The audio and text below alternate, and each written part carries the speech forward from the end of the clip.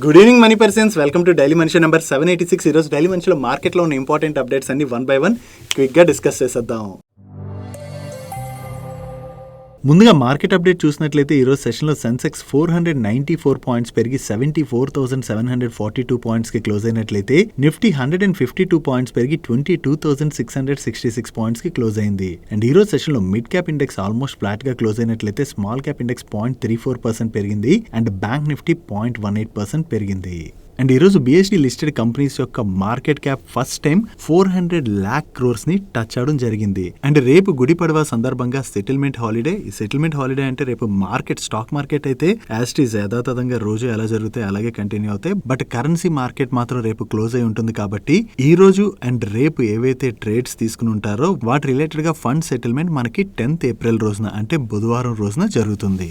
Next నీతి Aayog farmer CEO అయినటువంటి అమితాబ్ కాంత్ గారు other energy new family scooter launch లో భాగంగా మాట్లాడుతూ కొన్ని ఇంపార్టెంట్ స్టేట్మెంట్స్ చేశారు. ఈయన ఏమంటున్నారంటే కంబషన్ ఇంజిన్ టెక్నాలజీ ఏదైతే ఉన్నదో ఇది డెడ్ టెక్నాలజీ అని, అండ్ మన ఇండియాలోని 2 and 3 వీలర్ సెగ్మెంట్ ఏదైతే ఉన్నదో ఇది total 100% electric mobility side transition అయితే జరగబోతున్నదని, సో కంపెనీస్ వాళ్ళ మార్కెట్ షేర్ ని కోల్పోకుండా ఉండడానికి electric vehicle side full fledged గా వర్క్ చేయాలని చెప్పి ఆయన కామెంట్ చేస్తున్నారు. అండ్ మన ఇండియా 2030 కల్లా 100% 2 and 3 వీలర్స్ ఏవైతే ఉంటాయో అవి ఎలక్ట్రిక్ వెహికల్స్ కింద మార్చాలని చెప్పి టార్గెట్ పెట్టుకున్నారు. ఆ టార్గెట్ నైతే అచీవ్ చేస్తుందని, అండ్ అంతే కాకుండా మన కంట్రీలోని త్వరలో జనరల్ ఎలక్షన్స్ జరగబోతున్నాయి కదా, ఈ ఎలక్షన్స్ జరిగి రిజల్ట్స్ వచ్చిన తర్వాత ఈ ఇండస్ట్రీలోని చాలా పెద్ద డిస్రప్షన్ చూడబోతున్నట్లుగా కూడా ఆయన కామెంట్ చేయడం జరిగింది. సో ఎలక్షన్ రిజల్ట్స్ తర్వాత చాలా పెద్ద డిస్రప్షన్ చూడబోతున్నట్టుగా ఆయన కామెంట్ చేశారంటే మైట్ బి ఎలక్షన్స్ తర్వాత కొత్తగా ఫామ్ అయ్యేటువంటి గవర్నమెంట్ దగ్గర నుంచి ఈ 2-3 వీలర్ సెగ్మెంట్ రిలేటెడ్ గా ఏదైనా పెద్ద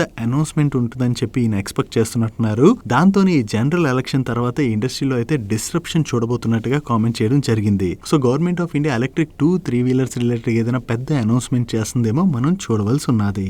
నెక్స్ట్ మనం బంధన్ బ్యాంక్ గురించి మాట్లాడుకోవాలి. ఈ రోజు సెషన్ లో బంధన్ బ్యాంక్ స్టాక్ లోని చాలా ప్రెషర్ కనపడింది కదా. దీనికి రీజన్ ఏంటంటే యాక్చువల్లీ బంధన్ బ్యాంక్ యొక్క MD and CEO అయినటువంటి చంద్రశేఖర్ గారి టెన్యూర్ ఈ July 9th ఎండ్ అవుతున్నది. సో ఈయన టెన్యూర్ ఎండ్ అవుతుండడంతో మరొక 3 years పాటు ఈయన పొజిషన్ ఎక్స్టెండ్ చేయాలని చెప్పి వీళ్ళు 2023 నవంబర్ లోని RBIకి అయితే అప్లికేషన్ ని ఫైల్ చేసుకున్నారు. సో ఈ అప్లికేషన్ ఫైల్ చేసుకున్నాక కూడా వీళ్ళ దగ్గర నుంచి ఈ వీకెండ్ లోని ఒక సర్ప్రైజ్ అనౌన్స్మెంట్ వచ్చింది. వీళ్ళు ఏం షేర్ చేస్తున్నారంటే చంద్రశేఖర్ గారు ఆయన రోల్ నుంచి July 9 తర్వాత రిటైర్ అవ్వాలని చెప్పి డిసైడ్ అయినట్లుగా బ్యాంక్ కి సబ్మిట్ చేశారని, సో ఆయన పొజిషన్ నుంచి July 9 తర్వాత ఆయన రిటైర్ అవుతున్నట్లుగా వీళ్ళైతే అనౌన్స్ చేశారు.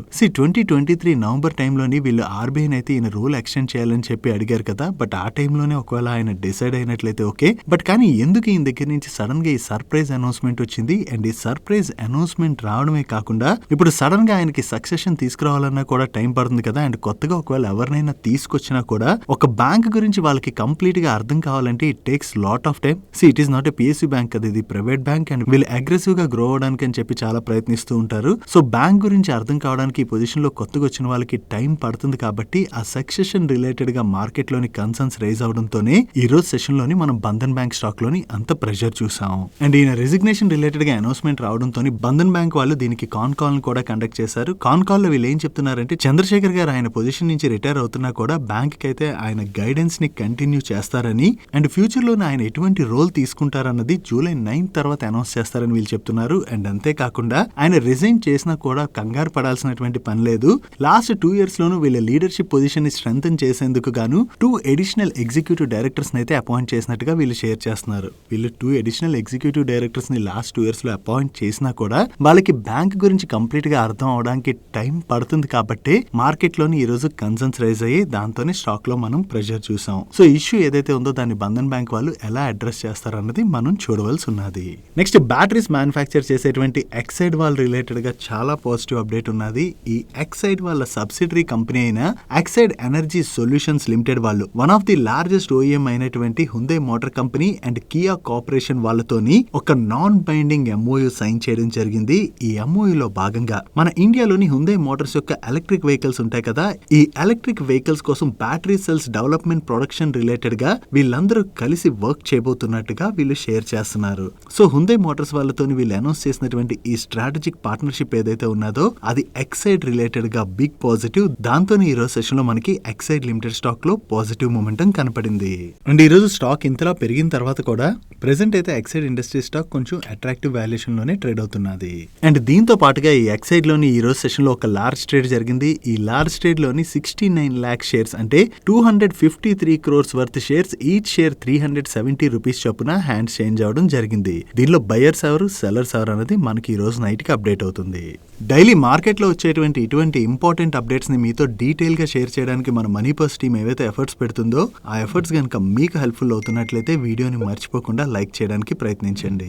నెక్స్ట్ అదానీ టోటల్ గ్యాస్ వాళ్ళ సబ్సిడరీ కంపెనీ అయినటువంటి అదానీ టోటల్ ఎనర్జీస్ ఈ మొబిలిటీ లిమిటెడ్ వాళ్ళు ఎంజీ మోటార్స్ ఇండియా వాళ్ళతోని ఎంఓయూ సైన్ చేశారు. ఈ ఎంఓయూలో భాగంగా వీళ్ళిద్దరూ కలిసి మన ఇండియాలోని ఈవీ ఛార్జింగ్ ఇన్ఫ్రాస్ట్రక్చర్ ని స్ట్రెంథెన్ చేయబోతున్నట్టుగా చెప్తున్నారు. సో వీళ్ళు డెవలప్ చేయబోయేటువంటి ఈవీ ఛార్జర్స్ ఏవైతే ఉంటాయో అవి ఎంజీ మోటార్స్ ఇండియా యొక్క కస్టమర్స్ ఎవరైతే ఉంటారో వాళ్ళ కోసం నేషనల్ వైడ్ గా వీళ్ళు అవైలబుల్ లోకి తీసుకురాబోతున్నట్టుగా షేర్ చేస్తున్నారు. సో ఈ అప్డేట్ అదానీ టోటల్ గ్యాస్ వాళ్ళ రిలేటెడ్ గా మనం పాజిటివ్ గా అర్థం చేసుకోవచ్చు.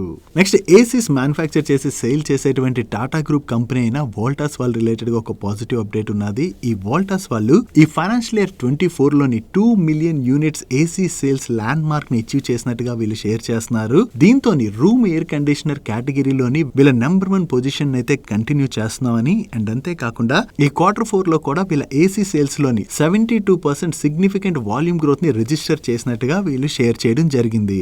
యాక్చువల్లీ ఈ ఇయర్ లోని మన కంట్రీ పైన ఎల్నినో ఇంపాక్ట్ ఉండడం వలన హీట్ వేవ్స్ అయితే మన పైన చాలా ఇంపాక్ట్ చూపించబోతున్నట్లుగా వేరియస్ రిపోర్ట్స్ వస్తున్నాయి కదా. దీంతో ఏసీస్ వాడే వాళ్ళ సంఖ్య అయితే క్రమక్రమంగా పెరుగుతున్నది. దాంతోనే ఈ ఏసీస్ మ్యానుఫ్యాక్చర్ చేసేటువంటి కంపెనీ సేల్స్ లో కూడా మంచి గ్రోత్ కనిపిస్తున్నది. సో వోల్టాస్ వాళ్ళ బిజినెస్ లోని మంచి గ్రోత్ డెలివర్ చేసామని చెప్పి అప్డేట్ రిలీజ్ చేయడంతోనే ఈ రోజు సెషన్ లో వోల్టాస్ స్టాక్ లో పాజిటివ్ మొమెంటం చూసాం. అండ్ ఈవెన్ వోల్టాసే కాదు ఈ సెగ్మెంట్ లో బిజినెస్ ను ఆపరేట్ చేసేటువంటి బ్లూ స్టార్ స్టాక్ లో కూడా మనకి ఈ రోజు పాజిటివ్ మొమెంటం కనపడింది.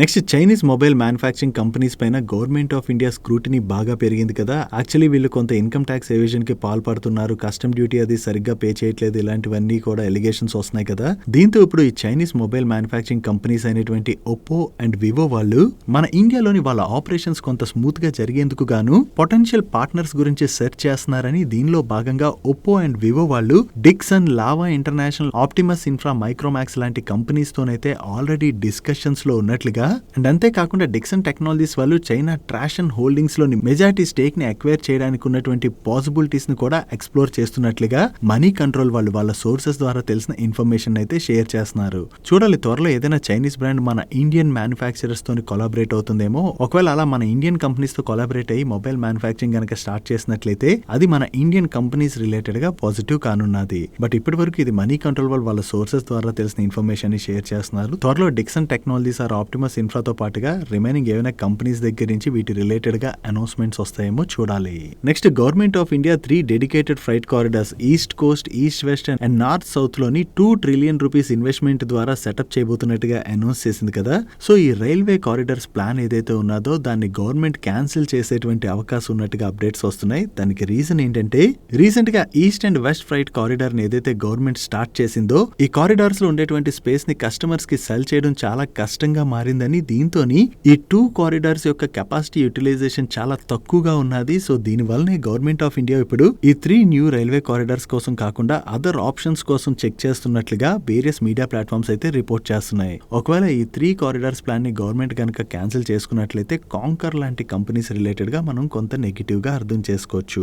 జనరల్లీ గవర్నమెంట్ ఆర్డర్స్ పైన డిపెండ్ అయ్యేటువంటి కంపెనీస్ ఉండేటువంటి రిస్క్ అది. ఎందుకంటే గవర్నమెంట్ పాలసీస్ చేంజ్ అయినా ఒకవేళ గవర్నమెంట్ సడన్ గా ఆర్డర్ ని క్యాన్సిల్ చేసుకుందాం అనుకున్నా ఆ కంపెనీస్ రిలేటెడ్ గా అది కొంత నెగిటివ్ అయ్యేటువంటి అవకాశం ఉన్నది.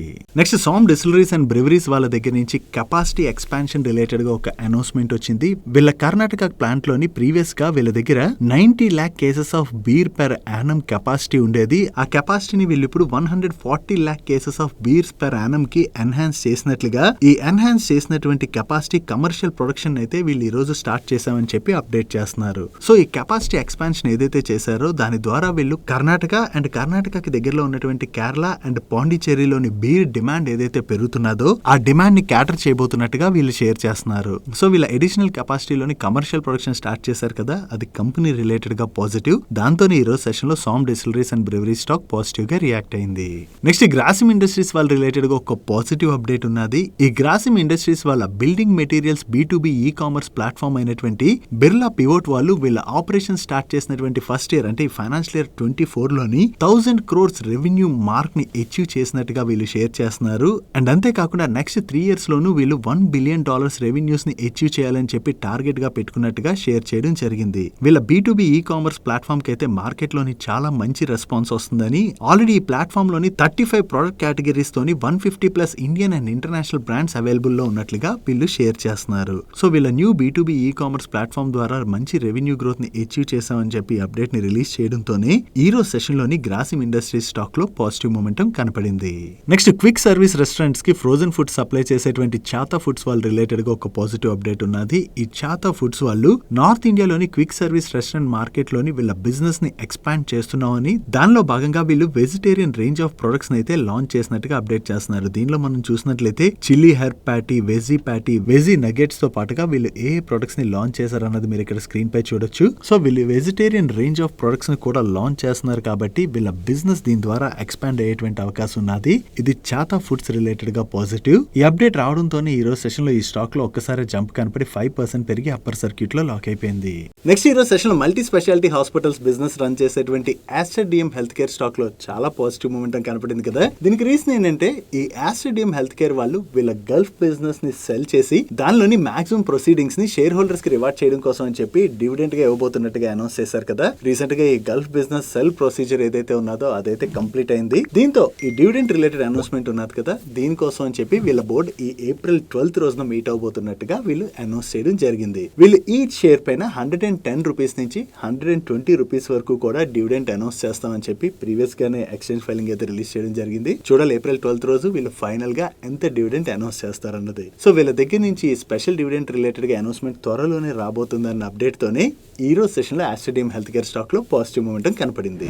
నెక్స్ట్ PSU కంపెనీ అయినటువంటి కొచ్చిన్ షిప్ యార్డ్ రిలేటెడ్ గా ఒక పాజిటివ్ న్యూస్ ఉన్నది. ఈ కొచ్చిన్ షిప్ యార్డ్ వాళ్ళు యుఎస్ నేవీ వెసల్స్ ఉంటాయి కదా, ఈ నేవీ వెసల్స్ ని రిపేర్ చేయడానికి అని చెప్పి యుఎస్ నేవీతోని మాస్టర్ రిపేర్ అగ్రిమెంట్ లోకి ఎంటర్ అవడం జరిగింది. జనరల్లీ యుఎస్ నేవీతో కానీ ఇలా మాస్టర్ రిపేర్ అగ్రిమెంట్ లోకి ఎంటర్ అవ్వాలనుకోండి, ముందుగా యుఎస్ నేవీ కావచ్చు, మిలిటరీ కావచ్చు, వీళ్ళు ఏం చేస్తారంటే వీళ్ళ క్యాపబిలిటీస్ అవి ఏ విధంగా ఉన్నాయని చెప్పి అసెస్మెంట్ అయితే నిర్వహిస్తారు. సో దీనిలో భాగంగానే US navy and military sealift command వాళ్ళు కంప్లీట్ గా అసెస్ చేసి వీళ్ళు క్వాలిఫై అయిన తర్వాత వీళ్ళతో అగ్రిమెంట్ లోకి ఎంటర్ అయినట్టుగా వీళ్ళు షేర్ చేస్తున్నారు. సో యుఎస్ నేవీ వెసల్స్ ని రిపేర్ చేయడానికి వీళ్ళు అగ్రిమెంట్ లోకి ఏదైతే ఎంటర్ అయ్యారో అది కొచ్చిన్ షిప్ యార్డ్ రిలేటెడ్ గా పాజిటివ్. దాంతోనే ఈ రోజు సెషన్ లో స్టాక్ పాజిటివ్ గా రియాక్ట్ అయింది.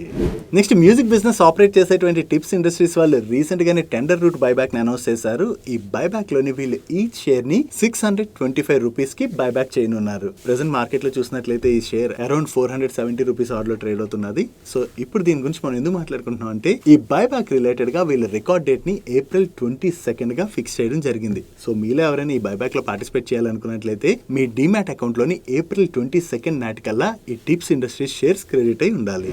నెక్స్ట్ ఇథనాల్ ప్రొడ్యూస్ చేసేటువంటి గుల్షన్ పాలీ వాళ్ళు oil marketing companies 2024 October 31st వరకు ఇథనాల్ సప్లైయర్ ఏదైతే ఉన్నదో ఈ పార్ట్ లోని ఇథనాల్ ని సప్లై చేసేందుకు గాను ఫ్లోట్ చేసినటువంటి టెండర్ లో పార్టిసిపేట్ చేసి ఆర్డర్ అయితే విన్ అవడం జరిగింది. దీనిలో భాగంగా వీళ్ళు టోటల్ గా 11,396 కిలోలీటర్స్ అడిషనల్ ఇథనాల్ అయితే సప్లై చేయనున్నారు. ఈ కాంట్రాక్ట్ యొక్క value approximately 78 crores 43 lakhs. So వీళ్ళు కొత్తగా ఈ కాంట్రాక్ట్ విన్ అయ్యారన్న అప్డేట్ తోనే ఈ రోజు సెషన్ లో గుల్షన్ పాలీ స్టాక్ పాజిటివ్ గా రియాక్ట్ అయింది. Next electric 2 and 3 wheelers manufacture చేసేటువంటి గ్రీవ్స్ కాటన్ వాళ్ళు ఎలక్ట్రిక్ వెహికల్ కాంపోనెంట్స్ ని మ్యానుఫ్యాక్చర్ చేసేటువంటి సుయో మ్యానుఫ్యాక్చరింగ్ ప్రైవేట్ లిమిటెడ్ అనేటువంటి కంపెనీతో టెక్నాలజీ ట్రాన్స్ఫర్ అగ్రిమెంట్ లోకి ఎంటర్ అయ్యారు. ఈ అగ్రిమెంట్ లో భాగంగా ఈ సుయో మ్యానుఫ్యాక్చరింగ్ వాళ్ళకి ఎలక్ట్రిక్ వెహికల్ టెక్నాలజీ రిలేటెడ్ గా ఏదైతే ఎక్స్పర్టీస్ ఉన్నదో ఆ ఎక్స్పర్టీస్ ని యూస్ చేసుకోవడంతో పాటు వీళ్ళ మ్యానుఫ్యాక్చరింగ్ మెషినరీని కూడా యూస్ చేసుకోవడం ద్వారా లో స్పీడ్ ఎలక్ట్రిక్ 3 వీలర్ సెగ్మెంట్ లోని ఈ గ్రీవ్స్ కాటన్ వాళ్ళ క్యాపబిలిటీస్ అయితే ఎన్హాన్స్ చేసుకోబోతున్నట్లుగా, ఇలా ఎన్హాన్స్ చేసుకోవడం ద్వారా ఈ ఎలక్ట్రిక్ 3 వీలర్ సెగ్మెంట్ లో ఏదైతే గ్రోత్ ఆపర్చునిటీ ఉన్నదో దాన్ని వీళ్ళు క్యాటర్ చేయబోతున్నట్టుగా వీళ్ళ మేనేజ్మెంట్ చెప్తుంది. సో అగ్రిమెంట్ లోకి ఏదైతే గ్రీవ్స్ కాటన్ వాళ్ళు ఎంటర్ అయ్యారో అది గ్రీవ్స్ కాటన్ రిలేటెడ్ గా మనం పాజిటివ్ గా అర్థం చేసుకోవచ్చు.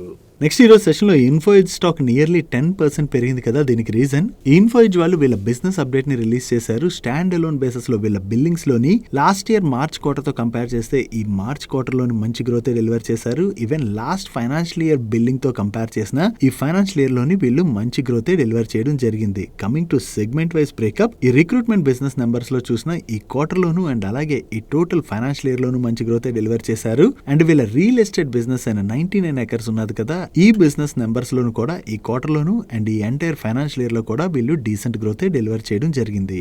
ఓవరాల్ గా వీళ్ళ బిజినెస్ నెంబర్స్ లోని ఈ గ్రోత్ కనపడేసరికి ఈ రోజు సెషన్ లో ఇన్ఫో ఎడ్జ్ స్టాక్ లో మనకి పాజిటివ్ మూమెంటం కనపడింది.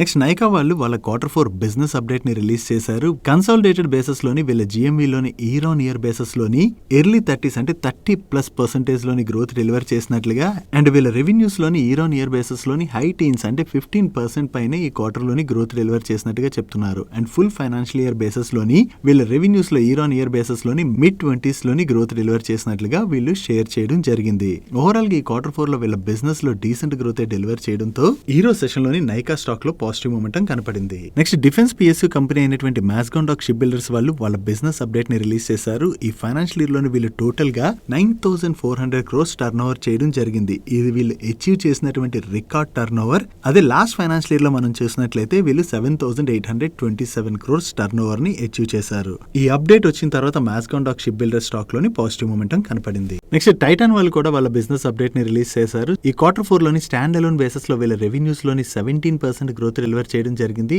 అదే సెగ్మెంట్ వైజ్ చూసినట్లయితే వీళ్ళ జ్యువెలరీ సెగ్మెంట్ లోని 18% గ్రోత్ డెలివర్ చేసినట్లయితే వాచెస్ అండ్ వేరబుల్ సెగ్మెంట్ లోని 6% గ్రోత్ డెలివర్ చేశారు. అండ్ ఎమర్జింగ్ బిజినెస్ రెవెన్యూస్ లోని 24% గ్రోత్ డెలివర్ చేసినట్లయితే వీళ్ళ కార్ట్ లైన్ బిజినెస్ రెవెన్యూస్ లోని 30% గ్రోత్ డెలివర్ చేశారు. బట్ ఐవేర్ బిజినెస్ రెవెన్యూస్ లో మాత్రం 1% డ్రాప్ కనిపిస్తుంది.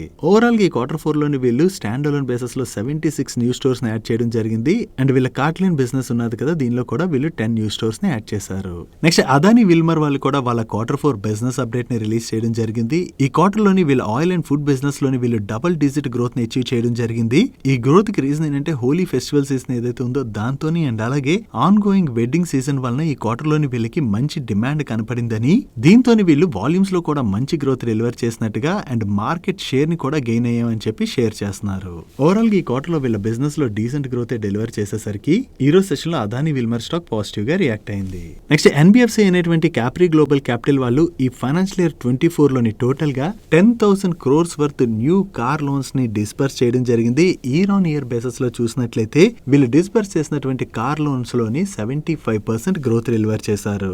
యాక్చువల్లీ లాస్ట్ ఇయర్ వీళ్ళ బిజినెస్ ని ఎక్స్పాండ్ చేయడం కోసం అని చెప్పి మన ఇండియాలోని 28 స్టేట్స్ లో ఉన్నటువంటి టైర్ 3, టైర్ 4 టౌన్స్ లోని వీళ్ళ ఫుట్ ప్రింట్స్ అయితే ఎక్స్పాండ్ చేసుకుంటూ వెళ్లారు. దాంతోనే వీళ్ళు ఫైనాన్షియల్ ఇయర్ లో వీళ్ళ లోన్స్ లో మంచి గ్రోత్ డెలివర్ చేసినట్లుగా షేర్ చేస్తున్నారు. నెక్స్ట్ ఈ రోజు సెషన్ లో ట్రాన్స్ఫార్మర్స్ అండ్ రెక్టిఫైర్స్ వాళ్ళ రిజల్ట్స్ అనౌన్స్ చేశారు. వీళ్ళ ఆపరేటింగ్ రెవెన్యూలో ఇయర్ ఆన్ ఇయర్ లో 18% గ్రోత్ డెలివర్ చేసినట్లయితే క్వార్టర్ ఆన్ క్వార్టర్ లో 37% గ్రోత్ డెలివర్ చేశారు. ఈవెన్ ఎబిటాలో కూడా ఇయర్ ఆన్ ఇయర్ లో చూసిన క్వార్టర్ ఆన్ క్వార్టర్ లో చూసిన మంచి గ్రోత్ కనిపిస్తుంది.